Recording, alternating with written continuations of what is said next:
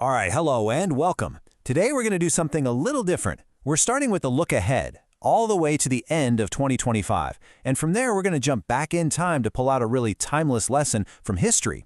It all boils down to this one simple but honestly pretty profound question: how do we get through life, especially when things feel, well, really uncertain? So, picture this. It's the end of 2025, and you're just reflecting. Life feels like this weird, confusing mix of art and skill, right? I mean, is success something you can just master, like a skill you practice over and over? Or is it more like art? Something that's way more intuitive, maybe even a little chaotic? I think a lot of us can relate to that feeling, that sense of not being quite sure what's. And that's really the heart of what we're talking about today, this idea of art for life. But what does that actually mean?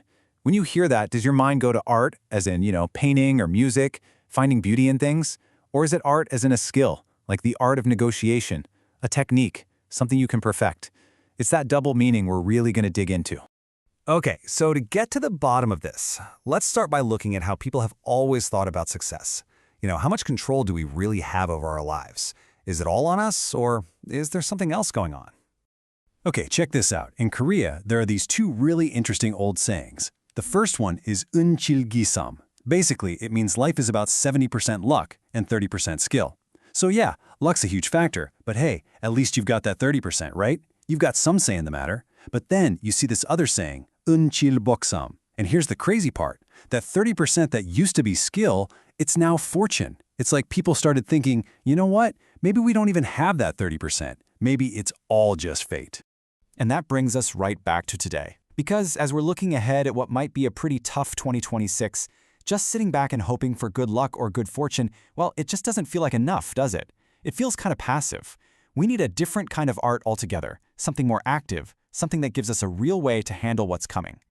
So, to figure out what this art is, we're actually going to go back in time, way back. We're looking at a powerful story from history, a story that's all about incredible success followed by an absolutely crushing failure.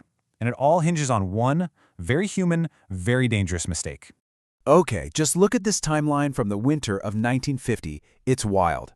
On September 15th, you have the Incheon landing, this absolutely brilliant, game-changing victory. By October, the UN forces are feeling unstoppable, pushing deep into North Korea. And then, boom, November 27th, everything falls apart at the Battle of Chosin Reservoir. How on earth did it go from total victory to total disaster in just a couple of months? So let's talk about that high point, the Incheon landing. This was, by all accounts, a one-man show. General MacArthur's big idea. Apparently, 9 out of 10 other generals thought it was a terrible, suicidal plan. But he ignored them, pushed it through, and it was a brilliant success. I mean, it completely turned the tide of the war. It was absolutely legendary. But here's the thing about a victory that big. It can create a really dangerous psychological trap. The source calls it recent memory. It's this very human thing we all do. We assume that whatever just happened is going to keep happening. You have a big win, and you stop seeing it as just one event. Instead, you start thinking, oh, this is the new normal. This is how things work now. And that is exactly what went down. The commanders were basically intoxicated by that amazing victory at Incheon. They got so high on their own success that they just charged ahead, completely confident. And that recent memory of an easy win totally clouded their judgment. It made them blind to the very real, very serious danger that was waiting for them just up ahead. So while the UN forces were on this victory high, their opponents, well, they were getting ready for a fight to the death. Just listen to this quote from the Chinese commander, Song Shilan. "You must kill the U.S. Marines as you would kill snakes that have entered your home." That is some grim, deadly, serious determination. And that's the reality the overconfident troops were walking right into.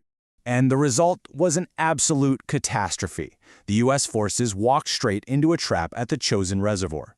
It was one of the most brutal defeats in Marine Corps history. And you can draw a straight line from the overconfidence they got from that recent memory of winning at Incheon right to this devastating loss. In a way, their greatest success is what led to their greatest failure. Okay, so what in the world does this tragic story from a frozen battlefield have to do with art for life? Let's bring it all back and connect those dots. So let's recap. Relying on your recent success? That's a trap. Just sitting back and hoping for good luck? That's way too passive. So the big question is, what's left? What's the art that we actually need to get through whatever's coming our way? And this is the big reveal. The true art for life is the art of humility. And it's pretty simple, really. It breaks down into 3 steps. Number 1, crouch and stay low. Basically, stay humble, stay grounded, especially right after you've had a big win. Number 2, beware the memory of easy wins. You have to be super careful about that recent memory trap. Don't fall for it. And number 3, look for the moment to turn the tables. Because when you're humble and cautious, you're also alert, and that's when you can spot the real moment to make your move. So, as we wrap this up, the answer to our question becomes pretty clear. The best art for navigating life isn't some technical skill you can master, and it's definitely not just crossing your fingers and hoping for luck. The real art is practicing humility. So I'll leave you with this question. As you look ahead to your own harsh winter, whatever challenges that might be, what kind of art are you going to choose? Will you fall into the trap of overconfidence, or will you practice the art of humility?